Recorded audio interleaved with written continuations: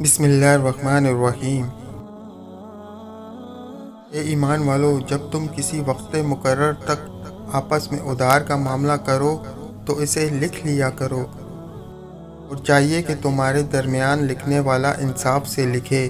اور لکھنے والا لکھنے سے انکار نہ کرے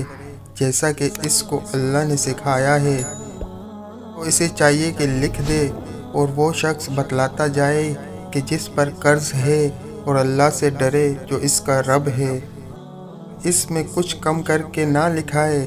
پھر اگر وہ شخص کہ جس پر قرض ہے بے وقوف ہے یا کمزور ہے یا وہ بتلا نہیں سکتا، تو اس کا کارکن ٹھیک طور پر لکھوا دے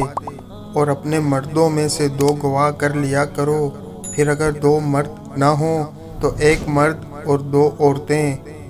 ان لوگوں میں سے جنہیں تم گواہوں میں سے پسند کرتے ہو، تاکہ اگر ایک ان میں سے بھول جائے تو دوسری اسے یاد دلا دے، اور جب گواہوں کو بلایا جائے تو انکار نہ کرے۔ اور معاملہ چھوٹا ہو یا بڑا،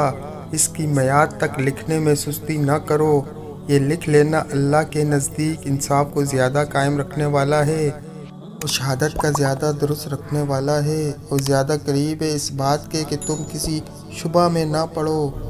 مگر یہ کہ جب تجارت ہاتھوں ہاتھ ہو جسے آپس میں لیتے دیتے ہو، پھر تم پر کوئی گناہ نہیں کہ اسے نہ لکھو۔ اور جب آپس میں سودا کرو تو گواہ بنا لو، اور لکھنے والے اور گواہ بنانے والے کو تکلیف نہ دی جائے، اور اگر تم نے تکلیف دی تو تمہیں گناہ ہوگا۔ اور اللہ سے ڈرو، اور اللہ تمہیں سکھاتا ہے، اور اللہ ہر چیز کا جاننے والا ہے۔